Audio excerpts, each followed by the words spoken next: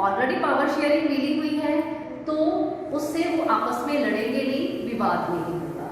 And third one is the stability of political order. अगर power sharing है और उससे देश में राजनीतिक स्थिरता आएगी, बार बार पॉलिटिकली जो गवर्नमेंट है वो चेंज नहीं होगी, स्टेबिलिटी आएगी, स्थिरता आएगी।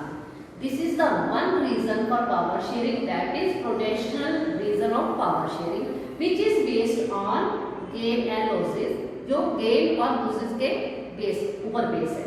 Second reason is moral reason, नैतिक कारण। It is the spirit of democracy, इसको हम लोकतंत्र की आत्मा कह सकते हैं। और अगर हम पावर शेयरिंग को निकाल देंगे, जैसे बॉडी में से स्पिरिट को निकाल दें तो वो डेड हो जाती है, उसी तरह से अगर हम पावर शेयरिंग को डेमोक्रेसी से निकाल देंगे तो डेमोक्रेसी खत्म हो जाएगी। It is the spirit of democracy. Second इसमें मॉरल रीजन में क्या आएगा, a democratic rule involves sharing power with those affected by its exercise and who have to live with its effect। मतलब डेमोक्रेटिक रूल में power sharing उनमें involve होती है, उनमें शेयर होती है सत्ता की साझेदारी, जिन पर इसका असर होना होता है, इफेक्टिव, जो जिन पर मतलब पावर शेयरिंग का असर होना होता है। और सेकेंडली ये इस तरह से एक्सरसाइज की जाएगी, ऐसे क्रियान्वयन किए जाएगी जिससे इसके इफेक्ट में आने वाले लोगों पर इसका इफेक्ट बैड पड़ रहा है या गुड पड़ रहा है। अगर नैतिक रीजन में देखते हैं, हमेशा कहते हैं हम कि चोरी करना पाप है, क्यों? क्योंकि जो चोरी करेगा उस पर भी इसका गलत असर पड़ेगा और जिसके यहाँ चोरी होगी उस पर भी गलत असर पड़ेगा। लाइक दैट अगर पावर शेयरिंग नहीं होगी, जो इसमें डेमोक्रेसी में रहते हैं उन पर भी रॉन्ग इफेक्ट पड़ेगा और जो इसके साथ रहेंगे लिव विद इट्स इफेक्ट उन पर भी गलत असर पड़ेगा। तो नैतिक रीजन क्या है कि हमें पावर शेयरिंग करनी चाहिए, it is the spirit of democracy. इसी में थर्ड क्या आएगा, पावर शेयरिंग एज वैल्यूएबल। ये बहुत ज्यादा वैल्यूएबल है, मतलब बहुत ज्यादा मूल्यवान चीज है पावर शेयरिंग। अब अगर हम दोनों को कंट्रास्ट करते हैं, प्रोटेक्शन रीजन जो है it is totally based on gain and losses, ये लॉस में और गेन के ऊपर बेस है और ये नैतिक चीज है। हमें कोई चीज हम नैतिकता के तौर पर हम कहते हैं कि इट इज बेस्ट, ये बेस्ट है, तो इसलिए मॉरल रीजन जो है इसका ये है, that is why power sharing is desired. Our next topic is forms of power sharing. Power sharing के क्या क्या रूप हैं, क्या क्या फॉर्म्स है, काइंड्स है। मॉडर्न डेमोक्रेसी में पावर शेयरिंग को हम अलग अलग फॉर्म्स में अब किसी भी कंट्री में एस्टैब्लिश कर सकते हैं। जिस तरह का वहाँ का माहौल होगा, गवर्नमेंट की एक्टिविटी होगी, गवर्नमेंट का किस तरह से वो रूल करना चाहती है, वो कोई ना कोई फॉर्म जो है सत्ता की साझेदारी की, पावर शेयरिंग की अडॉप्ट कर लेंगे।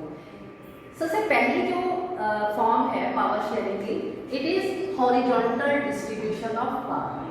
पावर को हॉरिजॉन्टली आपने डिस्ट्रीब्यूट करना है। As you know there is three organs of government, one is legislature, second one is executive and judiciary, third one is judiciary।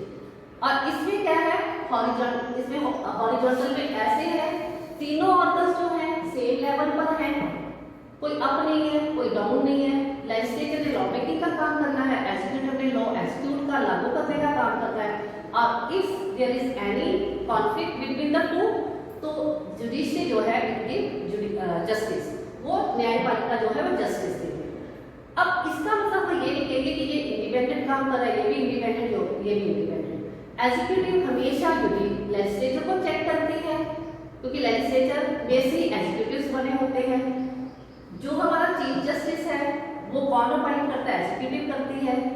जब एक बार चीफ जस्टिस अपॉइंट हो जाते हैं, आपने 9th में भी पढ़ा, उसके बाद ये इसके अंदर नहीं रहते, but it is check the judiciary, ये हमेशा जुडिशरी को चेक करती रहती है। That is why this form is also called the check and balance system. इससे ये बैलेंस भी बना रहता है, अप डाउन नहीं होता।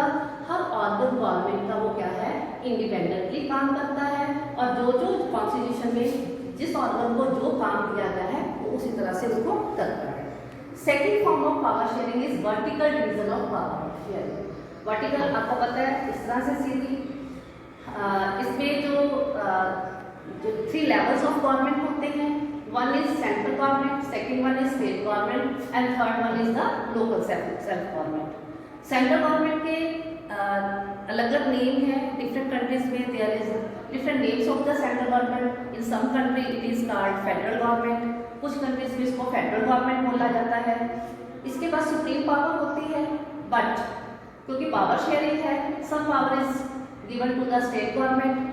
स्टेट के अंदर जो भी काम आएंगे, जो भी पावर है वो स्टेट गवर्नमेंट, जैसे पंजाब में कोविड-19 चल रहा है, स्टेट गवर्नमेंट को काफ़ी पावर दी गई है, उसने कर्फ्यू कहाँ लगाना है, कितने टाइम का लगाना है, कंटेनमेंट जोन किसको डिक्लेयर करना है, सब कुछ को पावर दे दी है स्टेट गवर्नमेंट को दे दी है। इससे कुछ पावर लेकर किसको दे दी है, लोकल सेल्फ गवर्नमेंट के, जिसमें म्यूनिसिपैलिटीज आ जाती हैं, म्यूनिसिपल कॉर्पोरेशंस आती है, ग्राम पंचायत आती है। तो ये वर्टिकल, ये अपने लेवल पर काम करेंगे, ये अपने लेवल पर और ये अपने लेवल पर, but central government is check these दीज 2 governments in some cases, but हमेशा भी चेक करेंगे। अगर इसको लगेगा कि ये दोनों गवर्नमेंट्स जो है अपनी पावर को मिसयूज करती है, तो सेंट्रल गवर्नमेंट जो है उसको चेक करेंगे। तो one is horizontal and second one is vertical and third one is power share among different social groups. Power जो है अलग अलग सामाजिक समूहों में डिवाइड होनी चाहिए। As you know in all the countries there is different social groups, some are based on the religion, some are based on the linguistics. तो अगर इनको भी धार्मिक समूहों को, भाषाई समूहों को कुछ पावर दे दी जाए कि ये अपने अपने रिलीजन के बारे में सोचें या अपनी भाषा के बारे में सोचें, तो पावर शेयरिंग हो जाएंगे, दे आर सेटिस्फाइड, वो सेटिस्फाइड हो जाएंगे। इसका best example as you study in the previous video Belgium है। बेल्जियम ने एक कम्युनिटी गवर्नमेंट बनाई, जैसे आपको पता ही है। कम्युनिटी गवर्नमेंट में वो रिलीजियस ग्रुप वाले अपने ही लीडर को वोट देते हैं, अपने ही भाषा के पर्सन को वोट देते हैं, तो सामुदायिक सरकार जिसको कहते हैं, इट इज बेस्ट। कुछ कंट्रीज में weaker section of the society के लिए सीट्स जो है रिजर्व कर दी गई है, reserve seats for weaker section. For example in India some seats are reserve for the SC classes, ST classes, backward classes, women, उनके लिए भी सीट जो है रिजर्व है, क्योंकि these are also the social group of the society. तो third form of government power sharing is power share among different social groups and the fourth form of power sharing is power share among political parties, pressure groups and movements. सत्ता की साझेदारी राजनीतिक दलों में, दबाव समूहों में और आंदोलनों में। Students in modern pressure groups and movement, सत्ता की साझेदारी राजनीतिक दलों में, दबाव समूहों में और आंदोलनों में। As you know, in modern democracies, citizens must have freedom to choose among various contenders for power. आपको पता है कि आधुनिक डेमोक्रेसीज में इलेक्शंस होते हैं, और इलेक्शंस में क्या है, कैंडिडेट्स जो है जो इलेक्शन लड़ना चाहते हैं, कम्पीट करना चाहते हैं, उसमें सत्ता के लिए कंपटीशन होता है, मतलब वो इलेक्शन लड़ते हैं। तो होना क्या चाहिए, हर पर्सन को, हर सिटीजन को राइट टू वोट मिलना चाहिए, ताकि अगर वो अपनी चॉइस की पॉलिटिकल पार्टी को इलेक्ट करते हैं तो पावर जो है उस पॉलिटिकल पार्टी को चली जाएगी जिसको भी हम इलेक्ट करना चाहते हैं। इससे क्या होगा, अलग अलग जो ग्रुप के लोग हैं, जिनकी अपने इंटरेस्ट हैं, जिनकी अपनी डिमांड्स हैं, they make their own political parties, वो अपनी पॉलिटिकल पार्टीज बनाएंगे। वो पॉलिटिकल पार्टी अगर तो विन कर जाती है, it become the ruling party and second one is become the opposition party. तो पावर जो है वो शेयर हो जाएगी like that. In modern democracies there are some interest groups, कुछ इंटरेस्ट ग्रुप्स भी होते हैं, जैसे ट्रेडर्स ने अपना ट्रेडर ऑर्गेनाइजेशन बनाया होता है, स्टूडेंट्स ने स्टूडेंट ऑर्गेनाइजेशन बनाया होता है, बिजनेस ने बिजनेस ऑर्गेनाइजेशन, फार्मर्स ने, फॉर एग्जाम्पल ऐसे ऐसे नेक्स्ट बड़े हैं, इंटरेस्ट ग्रुप बहुत होते हैं।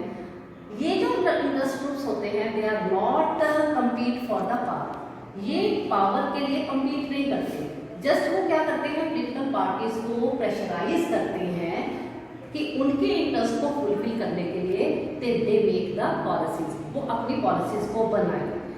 अब कुछ पावर जब डायरेक्टली तो इनके हाथ में नहीं आएगी, लेकिन इनडायरेक्टली ये ही पावर को यूज करते हैं। जैसे फार्मर एसोसिएशन होगी, मजदूर एसोसिएशन होगी, उसी तरह से आरती एसोसिएशन होगी, तो कुछ पावर्स इनके पास भी चली जाती है। तो ये अपनी प्रॉब्लम अपने लेवल पर ही सॉल्व कर लेते हैं। तो इसमें क्या होता है, power share among political parties, special groups and movements. और अगर इनकी पावर नहीं पूरी होती, इनकी डिमांड पूरी नहीं होती, दे लॉन्च द मूवमेंट्स, ये आंदोलन चलाते हैं।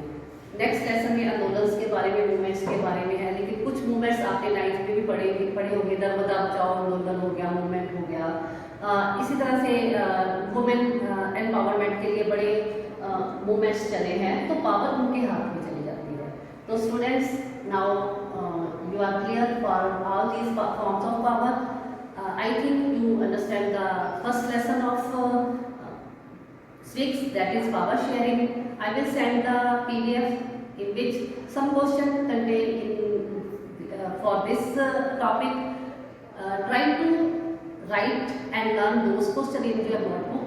It is compulsory to write the questions in your notebooks. Okay, stay home, stay safe.